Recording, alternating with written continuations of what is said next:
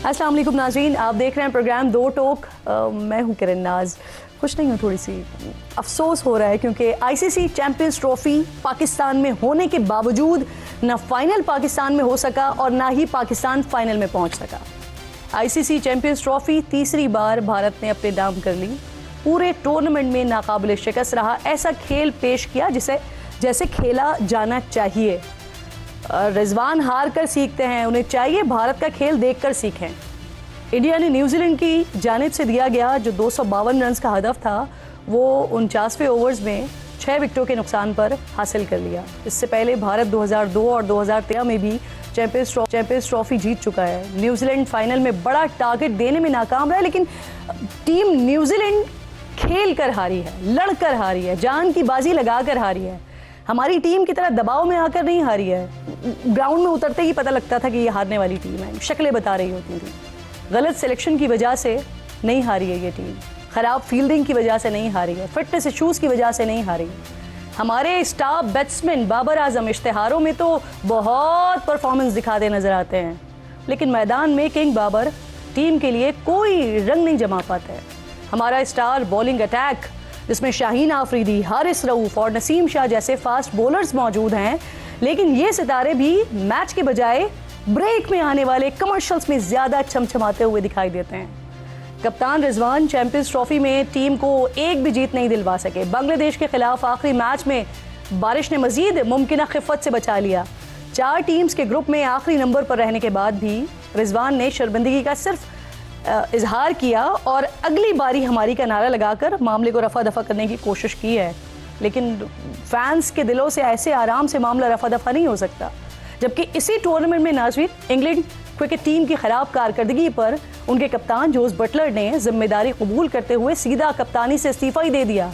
इसी तरह ऑस्ट्रेलियाई टीम के कप्तान स्टीव स्मिथ जो अपनी टीम को सेमीफाइनल तक लेकर गए, लेकिन वहां इंडिया से हारकर इस कदर शर्मिंदा हुए कि वनडे क्रिकेट से ही रिटायरमेंट का ऐलान कर दिया। स्टीव स्मिथ 2015 और 2023 में वनडे वर्ल्ड कप जीतने वाली ऑस्ट्रेलियाई टीम का हिस्सा थे और इन दोनों फतूहात में उनका मरकजी किरदार रहा। लेकिन हमें क्या, हमारे खिलाड़ी क्यों इखलाकी जुर्रत दिखाएं? हमारे लिए तो हार जीत तो खेल का हिस्सा है भाई, इसमें इतना जज्बाती होने की क्या ज़रूरत है? और वैसे भी सामने वाली टीम भी तो जीतने की नीयत से ही मैदान में उतरती है। कुल मिलाकर पूरी टीम की इज्तिमाई कोशिशों ने अपनी ही मेज़बानी में अपने ही घर में 29 साल बाद होने वाले इंटरनेशनल इवेंट से अपनी टीम की जल्द छुट्टी करवाने में माशाअल्लाह भरपूर किरदार अदा किया है, जिसने पूरी कौम को मायूस किया। लेकिन कौमी टीम के आगे न जाने के बावजूद पाकिस्तान क्रिकेट बोर्ड की पूरी टीम, खुसूसी तौर पर चेयरमैन पीसीबी मोहसिन नकवी, इस टूर्नामेंट के लिए महीनों पर मुहैयत मेहनत की है। उन्होंने इस इंटरनेशनल इवेंट को 4 चांद लगाए हैं और सब्ज हिलाली परचम बड़ी शान से लहराया है। इसी टूर्नामेंट की वजह से दुनिया भर में पाकिस्तान का वो पॉजिटिव इमेज और वो मेज़बान नवाज इमेज दुनिया के सामने फिर आश्कार हुआ है, जिसे पाकिस्तानी नहीं दुनिया भर में भी याद किया जाता था। और अब जो हमने कर दिया है वो याद रखा जाएगा कि पाकिस्तान में क्या ज़बरदस्त चैंपियंस ट्रॉफी हुई थी। आईसीसी चैंपियंस ट्रॉफी के इस सुपर सीजन के कामयाब इनेकाद से इंडियन हुकूमत का जो पाकिस्तान न आने के हवाले से सिक्योरिटी का एक झूठा प्रोपेगेंडा था, वो भी ऑब्वियसली बीच चौराहे पर चकनाचूर हुआ है, फूटा है। मोदी सरकार की पाकिस्तान मुखालिफत को तो खुद उनके हुक्काम और तज्जियाकारों ने बड़ा आईना दिखाया है। चैंपियंस ट्रॉफी का दूसरा सेमीफाइनल देखने के लिए लाहौर आने वाले इंडियन क्रिकेट बोर्ड बीसीसीआई के नायब सदर राजीव शुक्ला ये पाकिस्तान में चैंपियंस ट्रॉफी के इनेकाद को शानदार करार दे रहे हैं। तो साथ ही उन्होंने इंडियन टीम को पाकिस्तान न भेजने का जिम्मेदार इंडियन हुकूमत को करार दिया है। राजीव शुक्ला पाकिस्तान की मेज़बानी की तारीफ करने वाले ये अकेले इंडियन नहीं है। मारूफ इंडियन स्पोर्ट्स एंकर और सहाफ़ी हैं विक्रांत गुप्ता, ये भी चैंपियंस ट्रॉफी कवर करने के लिए आए पाकिस्तान, और यहाँ आकर वो पाकिस्तानी कौम की मेज़बानी के आशिक हुए। पाकिस्तानी कौम इंडियन क्रिकेट टीम की मेज़बानी तो ऑब्वियसली नहीं कर सकी, लेकिन विक्रांत गुप्ता की मेज़बानी में हमारे लोगों ने कोई कसर नहीं छोड़ी। खुद विक्रांत गुप्ता इस मोहब्बत भरी पाकिस्तानी मेज़बानी की तारीफ़ किए बगैर रह नहीं सके। ज़रा उनकी बात भी सुन लीजिए। इंडियंस के अलावा नाज़रीन ऑस्ट्रेलियाई कप्तान स्टीव स्मिथ ये भी पाकिस्तान में चैंपियंस ट्रॉफी के शानदार इनकाद की तारीफ कर रहे हैं, पाकिस्तानियों की मेज़बानी का शुक्रिया भी अदा कर रहे हैं। ICC safety and security team ने भी पाकिस्तान में चैंपियंस ट्रॉफी के इवेंट को शानदार करार दिया है। टूर्नामेंट में पाकिस्तानी प्रोफेशनलिज्म को बेहतरीन कहा है, जबकि चैंपियंस ट्रॉफी की शानदार मेज़बानी के एतराफ़ में आईसीसी ने खुसूसी वीडियो जारी की है, जिसमें पाकिस्तान का बाकायदा तौर पर ख़ास तौर पर शुक्रिया अदा किया गया है। अब चेयरमैन पीसीबी मोहसिन नकवी को पूरी कौम की तरफ से शाबाश है कि जिन्होंने कामयाब इवेंट करवाकर दुनिया भर में पाकिस्तान का नाम रोशन किया। लेकिन मोहसिन नकवी साहब, याद कीजिए, वर्ल्ड कप के बाद आपने एक सर्जरी की बात की थी, तो दरख्वास्त है, पूरी कौम की दरख्वास्त है, मेरी दरख्वास्त है आपसे कि अब सर्जरी का टाइम आ गया है। वो कामयाब सर्जरी भी आप करें और कौम की परफॉर्मेंस भी और कौम का फिर नाम, टीम का नाम भी जो है वो बेहतर हो सके इस सर्जरी के थ्रू। स्पोर्ट्स एक्सपर्ट्स मेरे साथ मौजूद होंगे प्रोग्राम में, इसके साथ साथ जो ज्वाइन करेंगे। इस वक्त मेरे साथ नोमान साहब मौजूद हैं, स्पोर्ट्स एक्सपर्ट हैं, और आपने मेरे भी जज्बात का अंदाज़ा लगा लिया होगा, और ये पूरी पाकिस्तानी कौम के जज्बात हैं जो शायद स्पोर्ट्स को इतना नहीं भी जानते ना, तब भी क्रिकेट के हवाले से शायद सारी ही कौम का जज्बा इसी तरह का हो जाता है। हमने एक ज़बरदस्त इवेंट किया, लेकिन जो अफसोस है वो ये है कि ना हम फाइनल में पहुंच सके और ना फाइनल हमारे पास रह सका, जाना पड़ा हमें कहीं और फाइनल करने के लिए। कैसा देखा आज का मैच आपने? देखें, नंबर वन आपने जो बात की है ना, पाकिस्तान एज ए होस्ट, तो इसमें तो कोई दो आ रहा ही नहीं है कि हम हमेशा से एक ब्रिलियंट होस्ट रहे हैं। जब पहली मरतबा वर्ल्ड कप निकला था इंग्लैंड से और वो आया था पाकिस्तान 1987 रिलायंस कप, तो हमने एक आउटस्टैंडिंग तब भी ऑर्गेनाइज़ किया। 1996 में भी वेल्स वर्ल्ड कप हमने ऑर्गेनाइज़ किया ब्रिलियंटली जी। इस बार भी जैसे आपने इंफ्रास्ट्रक्चर डेवलप किया, आपने अभी चेयरमैन पीसीबी मोहसिन नकवी साहब की बात की कि 117 दिन में कदाफी स्टेडियम जो है वो कम्प्लीटली आपने नया खड़ा कर दिया, कॉन्ट्ररी टू द परसेप्शंस जिस तरह प्रोपेगेंडा हो रहा था इवन इंडियन प्रेस में, तो वो तो एक्स्ट्रा ऑर्डिनरी हो गया। लेकिन हमारी प्रायोरिटीज़ क्या हैं? अभी आपने बात की कि पाकिस्तान टीम ने परफॉर्म नहीं किया। आपको पता है इन प्लेयर्स का कोई कसूर नहीं है। यू विल बी शॉक्ड, आप कहेंगे क्यों कसूर नहीं है। बात यह है कि अब हमारा जो स्टॉक है ना, वो क्रिकेट, इंटरनेशनल क्रिकेट पोलराइज हो गई है। India, England, south Africa, Australia, New Zealand, ये एक धड़ बन गए और बाकी मीडियोकर टीम्स जो हैं वो एक तरफ हो गई हैं, और अब हम bottom of the table position वाली टीम है। वो क्यों है? वो इसलिए हैं कि हमने अभी तक डिसाइड ही नहीं किया हमने क्रिकेट को कैसे रन करना है। और दुनिया की क्रिकेट जो है वो साइंटिफिक हो गई है, प्रोसेस ड्रिवन है, उसमें टूल्स आ गए हैं, टूल इंटीग्रेशन है, साइंटिफिक है। आप लोग ये सारे समझते हैं कि ग्लेन फिलिप्स स्टनिंग कैचेस ले लेता है। आपने कभी ये सोचा है कि वो कैसे लेता है? क्योंकि उसका डायनामिक बैलेंस, तो यही सोचते हैं, जबरदस्त फिटनेस है उसकी। हाँ, उसका आज उसने शुभमन गिल का जिस तरह का कैच लिया, उसका डायनामिक बैलेंस जो है हवा में वो आउटस्टैंडिंग है, और वो बायोमैकेनिक्स से आता है। हम लोग यहाँ पे रेजिस्टेंस टू चेंज है, और वो क्यों है? क्योंकि मैं हायरार्की की बात नहीं कर रहा पीसीबी की, क्योंकि चेयरमैन तो आएगा, उसका वो काम है जो उन्होंने कर दिया जी। लेकिन अनफॉर्चुनेटली जो एडवाइजरी रोल में उनके पास लोग होते हैं, और जो ब्यूरोक्रेसी है, जिसको मैं कहूँगा क्रिकेट की ब्यूरोक्रेसी है, वो इररेलेवेंट है, और पाकिस्तान क्रिकेट भी इररेलेवेंट होती जा रही है। मतलब अगर हमारी जो डायरेक्टर इंटरनेशनल क्रिकेट जो हैं, अगर उनके पास होटल मैनेजमेंट का डिप्लोमा होगा, या एक ब्यूरोक्रेट जो है वो फर्स्ट क्लास क्रिकेट चलाने की कोशिश करेंगे, जब क्रिकेट एक इंडस्ट्री बन गई और एक साइंस है, तो ऐसे ही चलेगी, मल्टी डिसिप्लिनरी अप्रोच। दूसरा जो सबसे बड़ा अब अनफॉर्चुनेट चीज़ होती जा रही है, आपकी क्रिकेट टीम में कोई ऐसा स्टार नहीं है जिसका कनेक्ट बन सके पॉपुलेशन के साथ। तो क्रिकेट अब उस तरह पॉपुलर नहीं है, लोग देखने भी नहीं आते जी। अच्छा, जहाँ तक चैंपियंस ट्रॉफी का ताल्लुक है, हम लोगों की उम्मीदें, क्योंकि हम हिस्ट्री में रहना चाहते हैं, हमारी हिस्ट्री और थी, तब बाकी दुनिया की टीमें भी स्किल और टैलेंट पे खेलती थी। अब वो साइंस पे रोल ड्रिवन है। आज का आपने मैच देखा हो, इंडिया का pragmatism, highest on scale merit. आप कप्तानी का कमाल ये देखें कि जहाँ पे उसने देखा कि रचन रविंद्रा और विल यंग जो हैं वो स्लो लेफ्ट आर्म को अच्छा खेलते हैं, उसने उन दोनों को होल्ड बैक कर लिया, अक्षर को और रविंद्रा जडेजा को, और वो लेके आगे कुलदीप यादव और वरुण चक्रवर्ती, बिल्कुल 4 स्पिनर्स को ड्राई, लो, स्लो कंडीशंस में खिलाना और फिर उनकी एम्प्लॉय करना उनको उस टाइम पे। Mitchell Santner was outstanding. अच्छा, इंडिया के पास सुपरस्टार स्टेटस है प्लेयर्स का। न्यूजीलैंड में आपको कोई स्टार नज़र नहीं आएगा, शायद रचन रविंद्रा इवॉल्व होता आ रहा है, लेकिन वो उनका क्या है, वो रोल ड्रिवन है, हर एक को अपना रोल पता है कि उन्होंने कैसे साइंटिफिक खेलते हैं।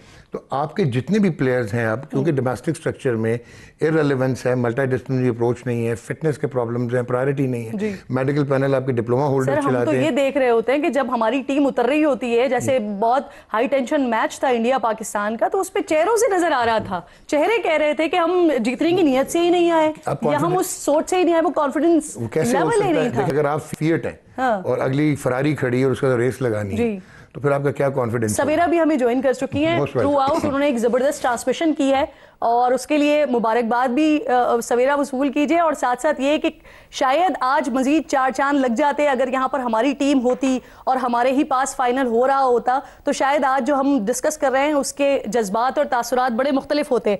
आज के मैच को कैसा देखा आपने? तीसरी बार लिफ्ट कर रहा है भारत चैंपियंस ट्रॉफी और हम होस्ट होते हुए भी पूल मैचेस से ही बाहर हो गए। सबसे पहले तो thank you Kiran, thanks a lot for the appreciation and honestly speaking एक बहुत मुश्किल काम होता है ये। डॉक्टर नुमान नियाज़ आपके बराबर बैठे हैं, वो आपको अच्छी तरह बताएंगे। जब आपकी टीम एक टूर्नामेंट से निकल जाती है और फिर उस पूरी ट्रांसमिशन को लेकर चलना, एक बेगानी शादी में अब्दुल्ला दीवाना बन के घूमना, इट इज़ वेरी टफ। मगर आज के अगर मैं फ़ाइनल की बात करूँ, so what an amazing final. ये दोनों वो टीम्स थी जिनकी बहुत अच्छी परफॉर्मेंस थी ऑल ओवर चैंपियंस ट्रॉफी। और जब इन दोनों का फाइनल ये हुआ कि हाँ जी न्यूजीलैंड और इंडिया खेलेगी, तो ये सबको पता था कि this would be the best match of champions trophy, और वही हुआ। दोनों टीम्स अपनी उम्मीदों पे पूरी उतरी, हम सबकी उम्मीदों पे पूरी उतरी। और जिस तरह एक वेल फॉट जीत हासिल की टीम इंडिया ने, टीम इंडिया का एक प्रोसेस है और उस प्रोसेस की वजह से आपको दिखता है कि पिछले 15 महीने में आईसीसी के 3 फाइनल्स खेले हैं टीम इंडिया ने, और पिछले 7 से 8 महीनों में 2 फाइनल्स में चैंपियंस बने हैं, एक T20 के चैंपियन बने, अब एक चैंपियंस ट्रॉफी के चैंपियन बने।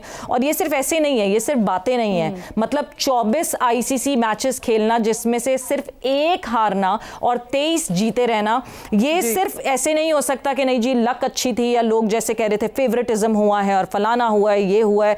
अभी भी आने वाले जो आईसीसी के इवेंट है उसमें भी टीम इंडिया इसलिए स्ट्रांग दिखती है क्योंकि the kind of pool that they have created, उनके यंग प्लेयर्स इतने आराम से टीम से दूर होते जाते हैं, उनके सीनियर प्लेयर्स आराम से टीम से दूर होते जाते हैं, उनके यंग प्लेयर्स जो हैं वो टीम का हिस्सा बन जाते हैं। The transition is so smooth क्योंकि तैयारी की हुई है, their homework is thorough, there domestic cricket is thorough, और वो बहुत इंटेलेक्चुअल डिसऑनेस्टी के बगैर ये काम कर रहे हैं। क्लास है ना, जो प्लेयर की क्लास हम ढूंढ रहे होते हैं और हम जो प्लेयर की क्लास की बात कर रहे होते हैं, तो वो बाकायदा इंडियन टीम में नजर आती है।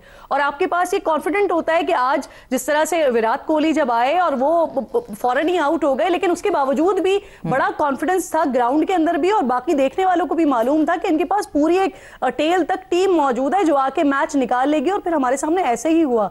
लेकिन हमारी टीम में हमें तो किसी के ऊपर भी कॉन्फिडेंस नहीं होता ना, हमारे तो बाबर भी आगे खड़े हुए होते हैं, तो हम सोच रहे होते हैं कि ये अपने लिए रन बना रहे हैं या फिर ये टीम के लिए बना रहे हैं। किरण, इसका मेजर फुकदान ही यही है। इन लड़कों में कॉन्फिडेंस कैसे होगा जब ये कॉन्फिडेंस उनको मिल ही उस तरह बोर्ड की तरफ से नहीं मिल रहा, और फिर इवेंचुअली जब ये लड़के, जिस वक्त आपने इनको पावर दी तो पावर इतनी दी कि अनकंट्रोलेबल पावर दे दी, जिस वक्त आपने वापस वो पावर खींची तो आपने पावर ऐसी खींच दी कि आपने बिल्कुल इन लड़कों को अंडर एस्टिमेट कर दिया। There should be a moderation. हम परफॉर्मेंसेस में मीडियोक्रिटी को सेलिब्रेट करते हैं, मगर हम ये पावर गेम में जो है ना मॉडरेशन नहीं लाते, एक्सट्रीम्स पे जाते हैं, या तो अल्टीमेट पावर दे देते हैं जिसकी वजह से लड़के बिगड़ जाते हैं, और फिर अल्टीमेट पावर के बाद जब आप वो पावर छीनते हैं तो क्या करेंगे फिर ये लड़के, किस तरह परफॉर्म करेंगे?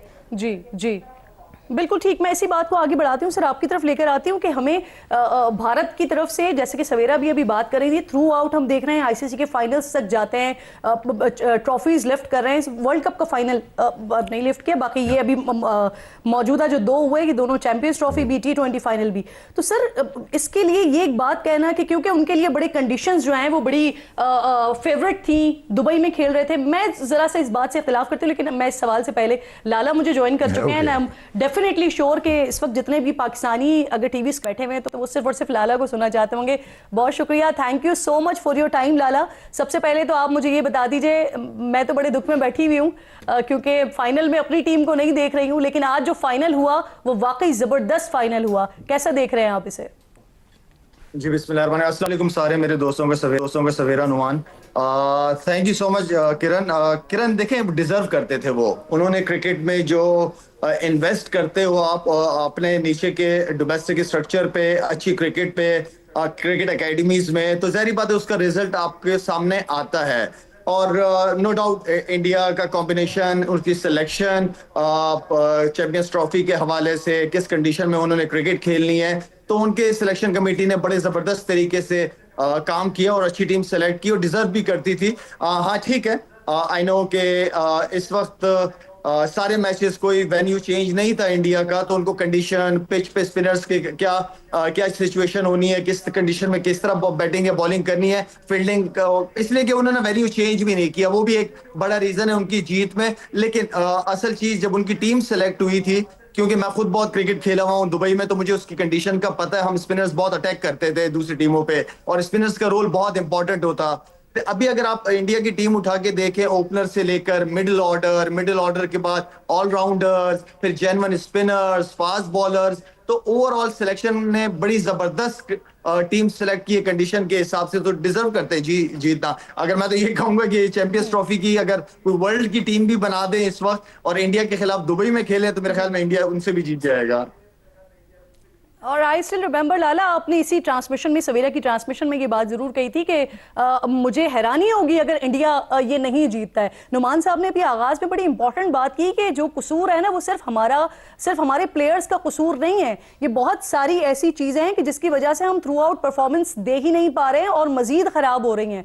आप अग्री करते हैं इस बात से? और कहाँ हमें बेहतरी की जरूरत है कि हम परफॉर्म भी करना शुरू करें? सवेरा कह रहा हूँ, सॉरी, सवेरा के साथ इतने प्रोग्राम हो गए तो किरण को भी सवेरा कह दिया मैंने। अच्छा किरण, बात ये है ना कि नुमान ने जो बात की, डॉक्टर साहब ने बिल्कुल ठीक बात की है। जब आप नीचे इन्वेस्ट करते हैं, नीचे अच्छा टैलेंट जमा करते हैं, तो हमने क्रिकेट, हर एक को क्रिकेट खिलाने की बड़ी कोशिश कर रहे हैं कि 25 करोड़ आवाम है तो सारी क्रिकेट खेलेंगे। हमारे टाइम में नुमान को याद होगा कि फर्स्ट क्लास क्रिकेट मुश्किल होती थी, पाकिस्तान टीम से खेलना ईजी होता था।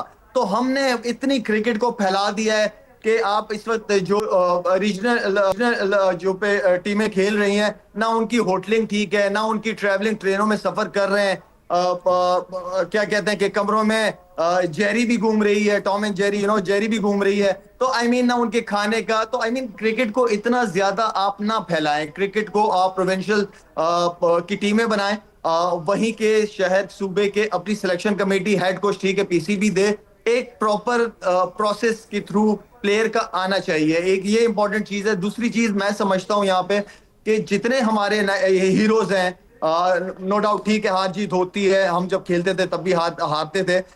एक तो हमारे जो हीरोज हैं, इनको सबको जो है वो डोमेस्टिक सीजन जब हो तो इनको कोई एनओसी बाहर की लीग की नहीं मिलनी चाहिए। हाँ, नेशनल ड्यूटी हो वो अलग चीज है, लेकिन जब डोमेस्टिक सीजन चल रहा हो तो सारे जितने भी हमारे स्टार्स हैं सबको डोमेस्टिक सीजन खेलना चाहिए, ताकि हमारी क्रिकेट तगड़ी हो। अच्छा टैलेंट है, नया बच्चा बाबर आजम के साथ, शाहीन के साथ, रिजवान के साथ, फखर के साथ ड्रेसिंग रूम जब शेयर करेगा तो बहुत कुछ सीखने को मिलेगा उसको। लेकिन हमें इस सिस्टम को फिर टाइम भी देना पड़ेगा। हर साल हर चेयरमैन के साथ सिस्टम चेंज ना हो, चेहरे बदलते रहे, सिस्टम ना चेंज हो। बिल्कुल ठीक, सिस्टम ना चेंज हो। वैसे मैं जो आगाज में पहले आपसे बात कर रही थी कि ये अगर दुबई में ना होता तो क्या नताइज कुछ मुख्तलिफ हो सकते थे? नहीं जी, बिल्कुल नहीं हो सकते थे। जिस तरह अभी लाला ने बात की, बहुत ही स्पॉट ऑन। आपका प्रॉब्लम ये, मैंने इररिलेवेंस का वर्ड यूज किया था कि नॉट ओनली कि डोमेस्टिक क्रिकेट को रीऑर्गेनाइज करना है, डिसेंट्रलाइज करना है। पीसीबी ने अपने पास रखा हुआ, कराची का कोच आता है, पिंडी की टीम सेलेक्ट कर रहा होता है, और जिस तरह इन्होंने होटलिंग का कहा और प्लेयर्स के प्रॉब्लम्स और मसाइल, ये हम डोमेस्टिक क्रिकेट को सीरियस लेते नहीं, हालांकि वो गेटवे टू इंटरनेशनल क्रिकेट है। So I totally endorse what Lala is saying. लेकिन प्लस एक चीज़ हम भूल रहे हैं कि रेजिस्टेंस टू चेंज आ रहा है आजकल क्रिकेट बोर्ड में, क्योंकि वो लोग सुपरा स्पेशलिस्ट नहीं हैं जो नीचे काम करते हैं। तो वो अपनी इनसिक्योरिटीज़ में वो चेंज नहीं आने दे रहे। आपको अब साइंस ड्रिवन टूल्स लाने पड़ेंगे।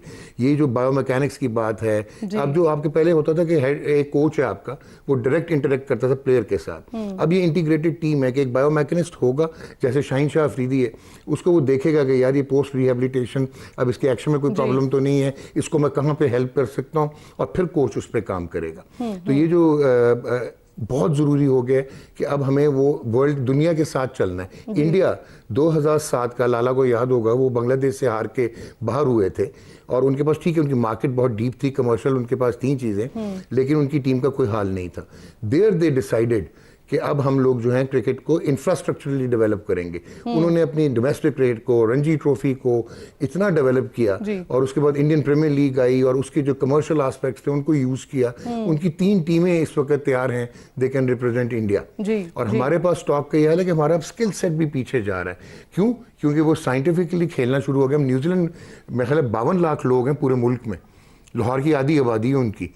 वो रग्बी हो तो वहाँ पे भी जीतते हैं, वो क्रिकेट हो तो वहाँ पे भी वो 8 में से वो मेरे ख्याल चौथा वो खेले हैं final. So that is what one needs to understand कि न्यूजीलैंड ने क्या किया। ये केस स्टडीज हैं। अभी आपने जो बात की, मोहसिन नकवी साहब एक स्ट्रॉन्ग चेयरमैन है, एक एडमिनिस्ट्रेटिवली बहुत तगड़े हैं। ये आईसीसी चैंपियंस ट्रॉफी यही हो सकता था, आपको फ्यूजन मॉडल पे जाना ही पड़ना था।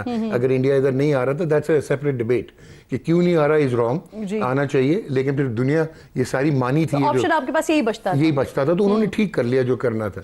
बट नाउ टाइम इज कि वो फोकस करें। अब शाहिद अफरीदी जो है वो क्यों नहीं इंटीग्रेट हो सकता क्रिकेट सिस्टम में, उसको हम क्यों नहीं ड्रॉ इन कर सकते, यूनुस खान को क्यों नहीं कर सकते। हम वही फेसेस साइक्लिकली लेके आते हैं और फेलियर्स को रीइंफोर्स करते हैं। अब आगे बढ़ने का टाइम आ गया, सिंसियरिटी के साथ फोकस करके। I virtually grown up with Shahid Afridi, so I, बल्कि मुझसे छोटे हैं, आई एग्जैक्टली नो कि इनका पैशन, इनकी अंडरस्टैंडिंग। ये सवाल मैं लाला से ही वैसे पूछ लूं। लाला, आप वैसे क्यों नहीं होते हैं पीसीबी में? मेरी अभी भी चेयरमैन साहब से मुलाकात हुई थी, कोई 5-6 दिन पहले लाहौर में मुलाकात हुई थी। मेरे ख्याल में जो ग्राउंड्स वगैरह का इनिशिएटिव बड़ा खूबसूरत, बड़ा जबरदस्त बनाया। कजाफी स्टेडियम काम किया और काम करना भी चाहते हैं वो, और साथ में ये भी कहते हैं कि मुझे क्रिकेट का नहीं पता। जब क्रिकेट का नहीं पता तो आप अपने साथ अच्छे प्रोफेशनल टेक्निकल लोगों को जोड़ें जिनका क्रिकेट से ताल्लुक है। कुछ आज चेहरे सिलेक्शन कमेटी में और डायरेक्टर्स में नजर आते हैं जो क्रिकेट को जानते नहीं है, जो ब्यूरोक्रेट्स रह चुके हैं। उनका क्या ताल्लुक है क्रिकेट में, उनका क्या ताल्लुक है वो सिलेक्शन पैनल में बैठे हैं, उनका क्या ताल्लुक है वो डोमेस्टिक क्रिकेट को लेके चले। आई मीन के देखें, हम हर एक को पाकिस्तान की टीम नजर आ रही है। आप डोमेस्टिक क्रिकेट के स्ट्रक्चर को स्ट्रॉन्ग करें। वहां पे देखें किरण, वहां पे अगर आप अच्छे वालिदैन होंगे तो बच्चा भी अच्छा होगा। तो आप टीचर अच्छे रखें, अच्छे तगड़े कोचेस वहां रखें। हम मुझे मोहम्मद सारी बातें आपने मोहसिन नकवी साहब से की, जब ये मोहसिन नकवी साहब से बात की तो वो उनसे आंसर क्या मिला आपको? अब बिल्कुल उन्होंने कहा कि चलो एक बात हो तो रही है, एटलीस्ट बात। मैंने कहा सर मैं आपके साथ, मुझे आपसे जो नौकरी नहीं चाहिए, मुझे आपसे कोई कॉन्ट्रैक्ट अपने लिए नहीं चाहिए, लेकिन कभी भी आपको जरूरत हो प्लीज ग्रास रूट लेवल, जो अंदर 16 साल 17 साल 18 साल वाली उम्र है ना, वहां पे जो आप बच्चे का माइंडसेट चेंज कर सकते हैं ना, वो और कोई एज नहीं है। पाकिस्तान टीम में आके हमारे प्लेयर सीख रहे होते हैं खाना पीना क्या करना है, ट्रेनिंग क्या करनी है, किस माइंडसेट के साथ हमने खेलना है। नहीं, पाकिस्तान की टीम परफॉर्मेंस की जगह है, पाकिस्तान की टीम सीखने की जगह नहीं है। जो सीखना सिखाना है वो पाकिस्तान खेलने से पहले पूरे प्रोसेस के थ्रू आप निकलोगे, तब जाके पाकिस्तान खेलोगे। और लाला, इन बच्चों को सिखाने के लिए आपकी सर्विसेज अवेलेबल हैं? मुझे ना कॉन्ट्रैक्ट चाहिए, ना मुझे इनकी कोई कॉन्ट्रैक्ट नहीं चाहिए। मैंने इनसे यही कहा है, जब भी आपको जरूरत हो आई एम अवेलेबल। नीचे लेवल पे हर एक को पाकिस्तान टीम, मुझे नहीं पता कि क्यों हमारे स्टार्स को पाकिस्तान टीम ही नजर आती है। जैसे मैंने अभी आपको कहा सवेरा कि मोहम्मद यूसुफ की जरूरत पाकिस्तान टीम में नहीं है, मोहम्मद यूसुफ की जरूरत हमें क्रिकेट एकेडमी के अंदर है, जो बैट्समैनों के साथ टेक्निकली काम कर सके। वहां पे हमें नीचे लेवल पे अंडर 16 अंडर 17 लेवल पे हमें तगड़े कैरेक्टर के लोग चाहिए। आपको पता है कि डोमेस्टिक नीचे जो अंडर 16 17 है, इनके प्रेसिडेंट्स हैं रीजन्स के, जो पैसे लेके लड़कों को खिलाते हैं, जो सिफारिश पे खिलाते हैं। बिल्कुल। तो जब आप इंसाफ ही नहीं दे रहे नीचे से बच्चे को, तो वो क्या रिजल्ट तवक्को कर सकती हैं आप किरण? पर्ची सिस्टम, जी पर्ची सिस्टम चल रहा है, तो फिर उसके बाद आगे भी फिर पर्चियां इसी तरह से उड़ती हुई नजर आती हैं हमें। सवेरा, वैसे हम प्रोग्राम से पहले अपनी टीम में बैठे हुए थे, डिस्कस कर रहे थे कि हम बाकी टीम्स को देखते हैं, जैसे हम न्यूजीलैंड को देख रहे हैं या हम इंडिया को देख रहे हैं, तो इनके चेहरों के ऊपर एक तो वो कॉन्फिडेंस दिखाई देता है, फिर प्रेशर में टीम नजर नहीं आती। नजर आ रहा होता है कि टीम किसी काउंसलिंग के साथ, किसी बाकायदा मेकअप के साथ दिमाग बना हुआ है और फिर उसके साथ वो जो है वो टीम उतर रही है। क्या हमारे पास हैं कोई इस तरह के साइकियाट्रिस्ट वगैरह होते हैं टीम में जो काउंसलिंग वगैरह कर रहे होते हैं? आज तक मैंने तो नहीं सुना कभी। होते हैं हमारे किरण, होते हैं साइकियाट्रिस्ट हमारे पास, पर्टिकुलरली स्पोर्ट्स साइकियाट्रिस्ट नहीं है, बट 2023 की जो टीम इंडिया गई थी उसमें एक साइकियाट्रिस्ट जरूर थे जो कि एक जनरल साइकियाट्रिस्ट थे, स्पोर्ट्स साइकियाट्रिस्ट नहीं थे। बट जो लड़के हैं वो तैयार नहीं होते। हमारे यहाँ एक अजीब सा टैबू है और जिस टैबू को शायद हम अभी भी स्पोर्टिंग कल्चर में भी ब्रेक नहीं कर सके। क्यों शायद दीगर टीम्स में होते हैं ये स्पोर्ट्स साइकियाट्रिस्ट? जी मेरे ख्याल में इंडिविजुअल जिस प्लेयर को जरूरत होती है वो अलग से क्लासेस लेते होंगे या कोर्सेज होते होंगे, ऐसा नहीं है कि नहीं होते। देखिए आपकी किरण, आपकी मैनेजमेंट स्ट्रांग हो ना, मैनेजमेंट तक प्लेयर हमारा अगर अंदर जा रहा हो ना, उसको ये कॉन्फिडेंट हो कि यार वो कुछ करने जा रहा है, वो उसने आज करना है। हमारा मैनेजमेंट स्ट्रांग चाहिए और ऐसी स्ट्रांग मैनेजमेंट चाहिए कि बाबर भी सुने, शाहीन भी सुने, रिजवान भी उनकी सुने, ठीक है ना। तो क्रिकेट से बड़ा कोई नहीं है। मैनेजमेंट स्ट्रांग कैरेक्टर के लोग होंगे, काम लेने वाले, जो ना सुने फिर उसकी जगह टीम में नहीं होनी चाहिए। बिल्कुल आप सही कह रहे हैं। आप तीनों मेरे इंतहाई किरण, ये जो आप मजा आ रहा है डिस्कशन करते हुए। हाँ किरण, आप जो ये टीम इंडिया देख रही है ना, mental conditioning coach team India के साथ रहा पैडी अपटन काफी टाइम के लिए, और मेंटल कंडीशनिंग कोच की जरूरत पड़ी टीम इंडिया को। आप उसके बाद देखें कि टर्न आउट कैसा है यंगस्टर्स का भी। एग्जैक्टली मैं यही लोगों से पूछ रही थी। आप तीनों साथ ही मौजूद रहिए, एक छोटा सा ब्रेक लेके क्विकली वापस आ रही हूँ।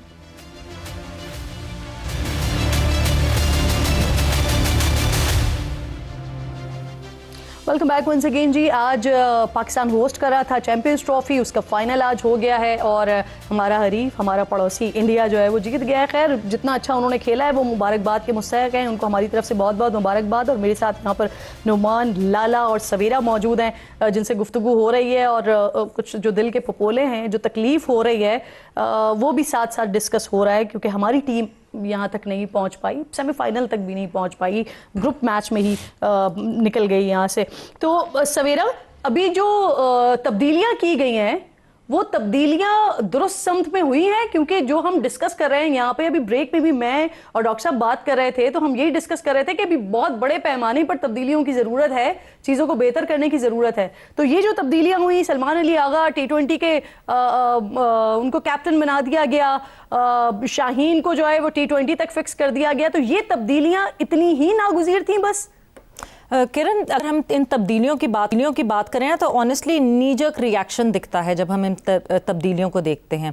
ऐसा लगता है कि just for the sake of it, आप जब कह रहे हैं कि तब्दीली करनी है तो आप तब्दीली कर रहे हैं। यानी अगर मैं कप्तान से ही शुरू करूं और T20 फॉर्मेट की बात करूं, तो सलमान अली आगा जिन्होंने पाकिस्तान की तरफ से 6 से 7 T20 मैचेस खेले हुए हैं with a strike rate of 79 वो खेलते हैं, वो क्या एग्जाम्पल सेट करेंगे। हम हमेशा कहते हैं captain should lead from the front, how would he lead from the front, जबकि Salman Ali Agha is really hard working player. बहुत अरसे से आपको डोमेस्टिक सर्किट में खेलते हुए दिखे, एक अच्छे प्लेयर हैं, सीखने की अर्ज रखते हैं, मगर आपको एक एग्जाम्पल सेट करनी होती है। कप्तान आप ऐसा लेकर आते हैं जो कि जब किसी और को पलट के कुछ कहे तो वो दूसरा उसको पलट के ये ना कह सके कि अपने स्ट्राइक रेट पे बात कर लो फिर मेरे स्ट्राइक रेट पे बात करना। You need to set an example जब आप एक कैप्टन सेट करते हैं। फिर रही बात, बड़ा शोर मच रहा था चैंपियंस ट्रॉफी में, स्पिनर स्पिनर स्पिनर, एक स्पिनर, इन कंडीशंस में जो है वो एक हमारा सिर्फ एक फ्रंट लाइन स्पिनर था, एक स्पेशलिस्ट स्पिनर था, बाकी जो है वो पार्ट टाइमर्स थे।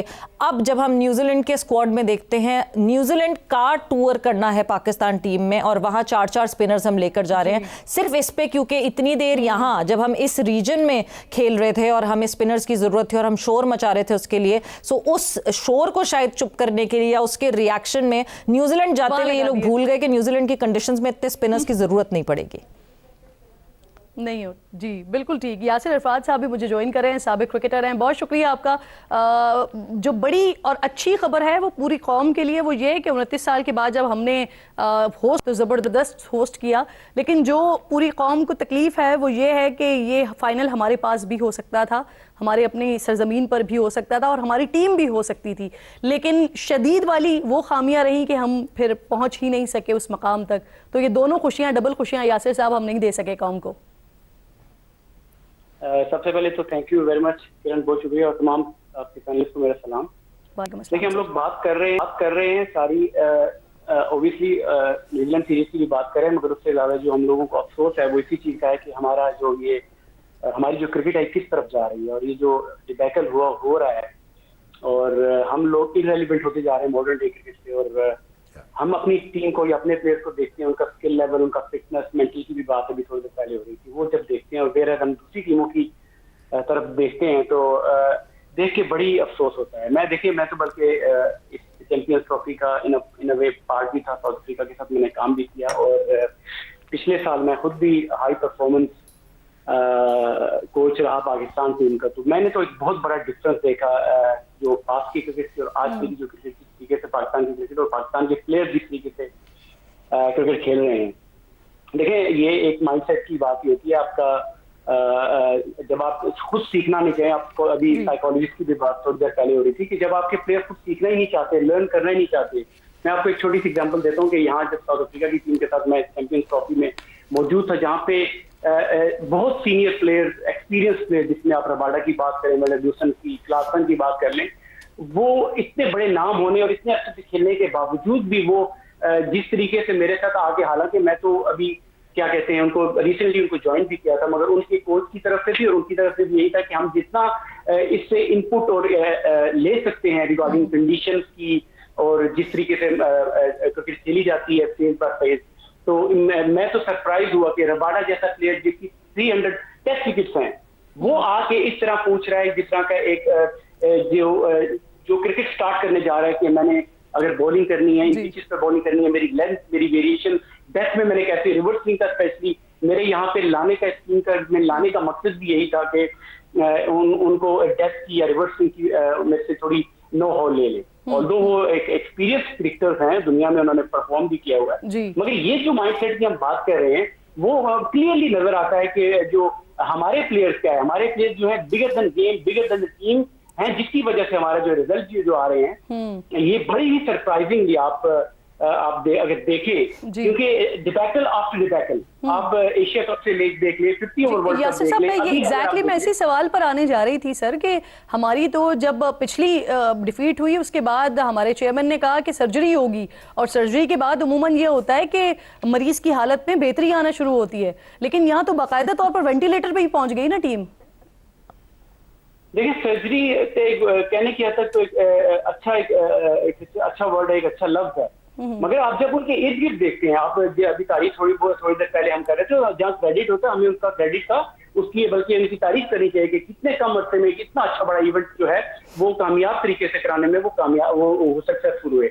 मगर जब बात आती है कि उनके राइट लेफ्ट जो लोग उनके जो उनको जो मशवरे देने वाले, जो क्रिकेट को, पाकिस्तान क्रिकेट को जो रन कर रहे हैं, जिस तरीके से कर रहे हैं, मैं तो ये समझता हूँ कि ये Pakistan cricket board part time basis पे चल रहा है कि आपके जो कोचिंग स्टाफ है जब वो फारिग होती है तो किसी पीएसएल फ्रेंचाइज के साथ अटैच हो जाती हैं। सिमिलरली अगर आप मेंटोर्स को भी अगर आप देख लें, आपकी क्रिकेट जो है स्टैंड स्टिल हो चुकी थी फॉर 1 और 2 मंथ जब ये क्रिकेट हो रही है। ये कहाँ दुनिया में होता है? अगर आप देखें, अभी आप न्यूजीलैंड की आप बात कर रहे थे कि न्यूजीलैंड हमारे पास केस स्टडी है कि इतनी आबादी और इतने प्लेयर हैं, मगर आप वहां पर देखे भी तो सही कि वहां पे क्रिकेट को किस तरीके से रन किया जा रहा है। इनके जितने भी प्लेयर हैं, मैं 2010 में 2012 में वहां पे जाके लीग खेला हूं, और जितने भी ये मैट हेनरी, टॉम लेथम और केन विलियम्स जितने भी प्लेयर हैं मेरे साथ ये खेले हुए हैं, और इनकी आप अगर आप देखें इनकी जो हिस्ट्री है पिछले 10, 12, 15 साल से कंसिस्टेंट बेसिस पे खेल रहे। हमारा एक प्लेयर आप बता दें जो कि इतना सीनियर हो, मार्क्स भाई की बाबर आजम थोड़ा अच्छे से खेल रहे हैं या शाहीन अफरीदी खेल रहे हैं, तो आपको ये चीजें देखनी पड़ेगी। एक और चीज मैं थोड़ा हाईलाइट कर लूं, आप बाद में चली जाना। आप ये जो 4 टीमें जो सेमीफाइनलिस्ट हुई हैं, हम लोग हमेशा बात करते हैं कि हमारे सुपरस्टार, ये इन टीमों की कोचिंग अगर आप चेक कर लें कि जो किस लेवल की उन्होंने क्रिकेट खेली हुई है, क्योंकि आप गलत बंदों को गलत जगह पर लगाते हैं। अभी बिल्कुल ये डिस्कस किया हमने, दुरुस्त कह रहे हैं आप, बिल्कुल दुरुस्त कह रहे हैं, लेकिन मैं साथ में यासिर साहब इसी बात को थोड़ा सा आगे लेके जाऊंगी। डॉक्टर साहब, होता ये कि आप लोग तो, आप तीनों जो एक्सपर्ट्स बैठे हुए हैं, आप लोग ब्रॉडर पर्सपेक्टिव में कि कहाँ किन किन चीजों की कमी है, ज्यादती है, किसको रेक्टिफाई करने की जरूरत है, लेकिन जब मैं सोशल मीडिया देखती हूँ और वहां पर जो क्रिकेट लवर्स को देख रही होती हूँ तो मैं हैरान हो रही होती हूँ, और मेरी अपनी भी सोच यही होती है, जैसे कि अभी हमने पहले भी बात बात की थी कि हम चाहे वो बैटिंग देखें, बैटिंग की जो क्लास हमें दीगर बैट्समैन में नजर आती है, दीगर टीम्स में नजर आती है, वो हमारे प्लेयर्स में नहीं नजर आती। फिर यही बॉलिंग में मसला होता है, फिर फील्डिंग तो हमारा बिल्कुल ही बेड़ा गर्क है ना, तबाह है। मतलब वहां पर आप देखें वो किस किस तरह से डाइव्स मार मार के और कैसे कैसे वो कैचेस ले रहे हैं, हमारी तो इंजरियां निकल आती हैं। देखिए अभी एक आपने सवेरा पे ब्रेक पे जाने से पहले सवेरा से भी क्वेश्चन किया था स्पोर्ट्स साइकोलॉजिस्ट का, जी तो ये जो है ना, ये मल्टी डिसिप्लिनरी सिस्टम्स हैं पूरी डेवलप टीम्स में। Yasir state of the art coach जो है, इसने मतलब लेवल 4 किया हुआ है, आउटस्टैंडिंग। सो वहाँ पे क्या होता है, वहाँ पे एक मेडिकल पैनल नहीं होता, वहाँ पे एक स्पोर्ट्स एम्ब्रेला होती है जिसमें स्पोर्ट्स फिजियोलॉजिस्ट होता है, जिसमें स्पोर्ट्स मेडिकल स्पेशलिस्ट होता है, रिहेबिलिटेशनिस्ट होते हैं, फिजियोथेरेपिस्ट होते हैं, इंजरी प्रिवेंशन की बात होती है, इंजरी मैनेजमेंट की बात होती है, वर्कलोड की मैनेजमेंट बात होती है। इसी तरह जो आप बात कर रही थी, Michael Clarke was one of the finest Australian cricketers and a world cup winning captain. तो 2015 के वर्ल्ड कप से पहले वो मेंटली सैचुरेट हो गया था, तो वो 6 महीने अटेंड करता रहा था स्पोर्ट्स साइकोलॉजिस्ट को, and then he came back and he led Australia to the world cup win. तो वो सिस्टम्स हैं। अच्छा, फिर उन सिस्टम्स में हमारे यहाँ क्या होता है, अगर हम सिस्टम को चोरी करके लाने की भी कोशिश करते हैं तो हम क्या करते हैं कि हम वहाँ पे भी पर्चियाँ लगा के जो अनक्वालिफाइड लोग होते हैं उन पे हम उनकी तरफ ले जाते हैं। अभी तक क्रिकेट बोर्ड में प्रायोरिटी आपकी टेलीविजन राइट्स होंगे या प्रोडक्ट डेवलपमेंट होगी या मार्केटिंग होगी।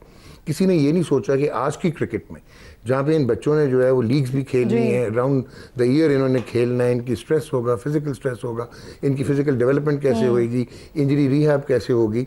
तो मेडिकल पैनल मोस्ट अनअटेंडेड है और अनफॉर्चुनेटली डिप्लोमा होल्डर्स उसको चलाने की कोशिश करते हैं, whereas it is state of the art thing. तो ये एक रीजन है। जो आप जो सोशल मीडिया पे कह रही हैं, पैशन एक तरफ है और हमने सोशल मीडिया ने हमारे स्टार्स भी बड़े बनाए जो ग्राउंड पे कुछ नहीं कर रहे थे, लेकिन सोशल मीडिया के वो बने हुए थे, बहुत सुपरस्टार्स बने हुए थे सर। निखिल भी मुझे ज्वाइन कर रहे हैं, thank you so much Nikhil आपके टाइम के लिए। मैं मुस्तकिल देखती रही हूँ आपको भी, विक्रांत गुप्ता को भी, सवेरा के साथ आप लोग ट्रांसमिशन करते रहे। अब मुझे बताइए, सबसे पहले तो कंग्रेचुलेशंस जी आपकी टीम, और वेल डिजर्व जो जीत थी, जिस तरह से थ्रू आउट आप लोग नॉट आउट रहे और फिर उसके बाद जिस तरह से जीते, तो वेल डिजर्व सर। हमें भी बता दें कुछ, हमारी टीम को भी बता दें कुछ, क्या करना पड़ेगा हमारा भी रिकॉर्ड कुछ इसी तरह बनने के लिए। निखिल सुन रहे हैं मुझे?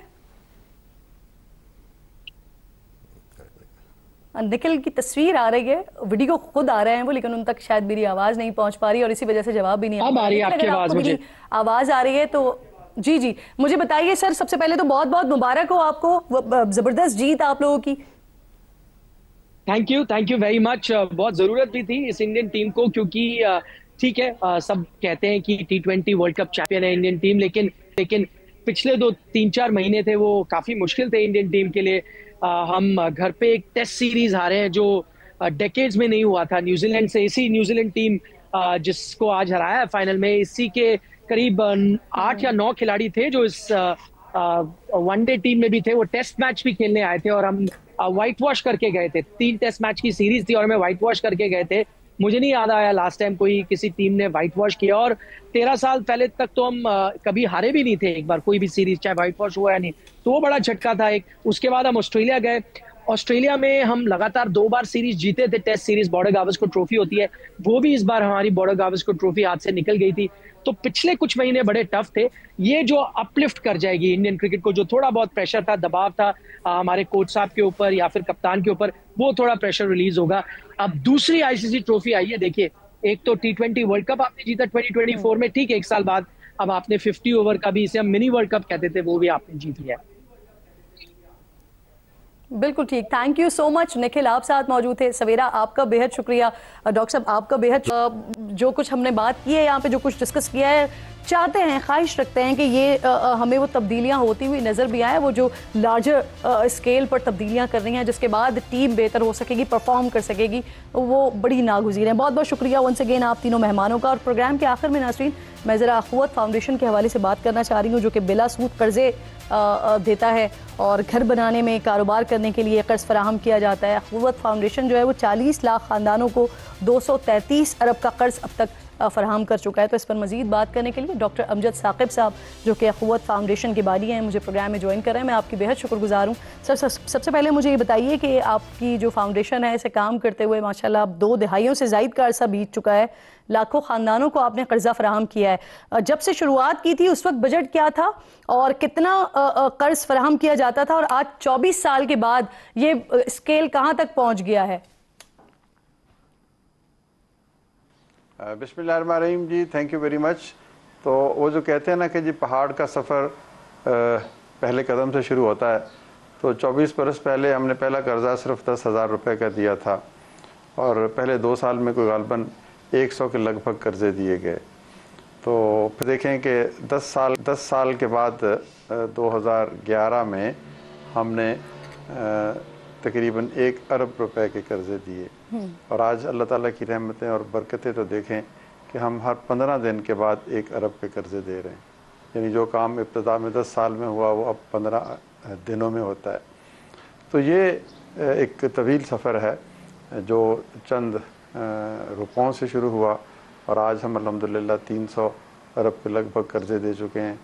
घरों की तामीर के लिए हम कर्जे देते हैं 10-12 लाख रुपए और फिर इसी तरह कारोबार के लिए भी 1.5 से 2 लाख रुपए देते हैं जी। और ये तमाम जो काम है, ये जो रकम की फराहमी है, कुछ तो अखुवत के अपने वसाइल हैं जो आप जैसे लोगों ने दिए और फिर कुछ हम हुकूमत के साथ, वफाकी हुकूमत के साथ और ख़ुसूसी तौर पर पंजाब हुकूमत के साथ भी मिलकर काम कर रहे हैं। तो ये एक तवील सफ़र है।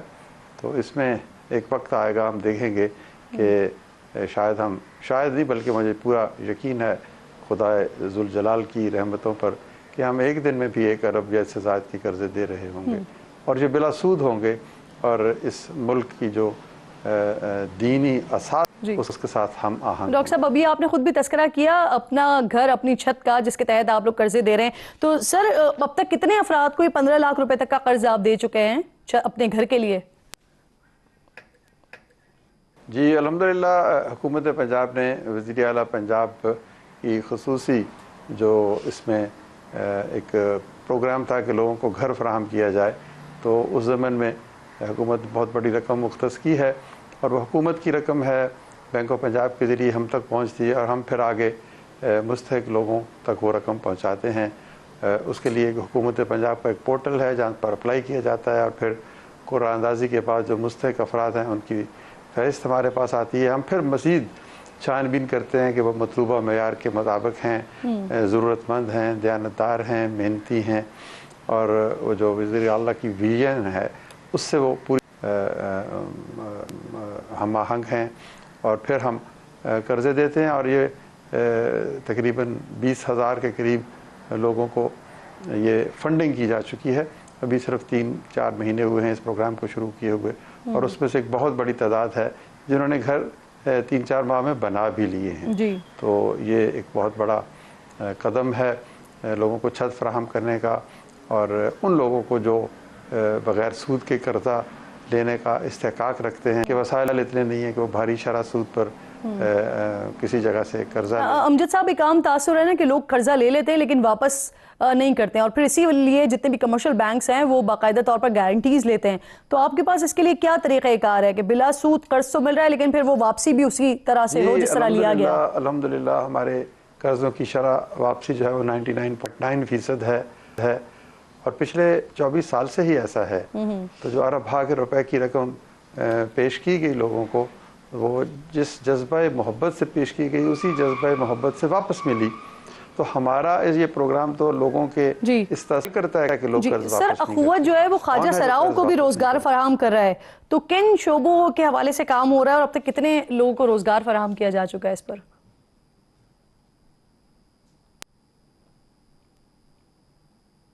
जी, अखुवत का असल मकसद एक ऐसे माशरे की तश्कील है जिसमें हर शख्स को इज्जत से ज़िंदा रहने का मौका मिले। मर्द हो, औरत हो, छोटा हो, बड़ा हो, खुदा न खास्ता पर्सन विद डिसेबिलिटी हो, ख्वाजा सरा हों, माइनॉरिटीज़ हों। तो ख्वाजा सरा वो लोग हैं जिनको हमने बिल्कुल भुला दिया, यानी वो बहुत पीछे रह गए। तो हम उनके लिए भी प्रोग्राम करते हैं, उनको तरबियत भी देते हैं, कर्ज भी देते हैं, उनकी जो ग्रांट्स भी देते हैं, ज़कात के मुस्तक भी हैं वो लोग।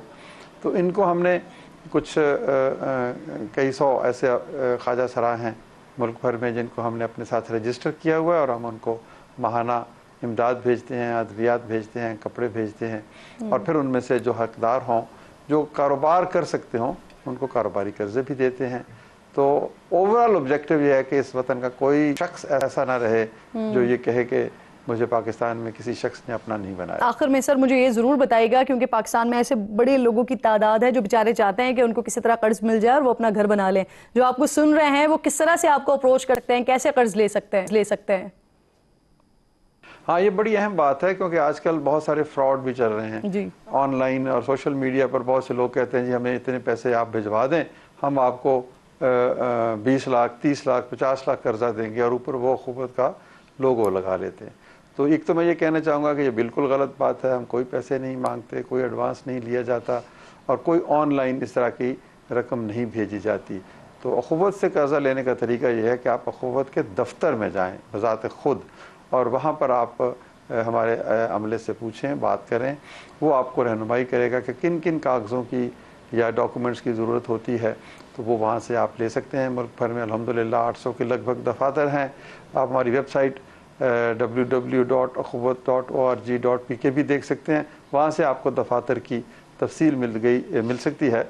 और ये आपने बहुत अच्छा किया यह सवाल पूछ के कि अपनी सादगी के ज़रिए से ऐसे ना लुट जाएं, क्योंकि अखुवत का ये तर्ज अमल नहीं है कि हम कोई फ़ीस या कोई किसी भी तरह की रकम पहले। अमजद साहब, ये बड़ी इंपॉर्टेंट आपने बात बताई कि ऑनलाइन इस तरह का फ्रॉड हो रहा है कि वो अखुवत का लोगो लगाकर और बाकायदा तौर पर लोगों से पैसे मांगते हैं कि आप पहले पैसे दे दें फिर हम आपको इतनी बड़ी रकम दे देंगे। तो ऐसा कुछ भी नहीं हो रहा। उनके फिजिकली ऑफिस मौजूद हैं, दफातर मौजूद हैं, आप वहीं से ही कर्जा हासिल कर सकते हैं और वहाँ के जो लोग मौजूद होंगे वही आपको गाइड करेंगे। बहुत शुक्रिया आपका अमजद साहब, प्रोग्राम में साथ मौजूद थे। वक्त ख़त्म हो गया। इंशाल्लाह नाज़रीन से मुलाकात होगी जुमे को। अपना और अपने मुल्क का खास ख्याल रखिए। फ़लस्तीन को अपनी दुआओं में याद रखिए। अल्लाह ने के बाद।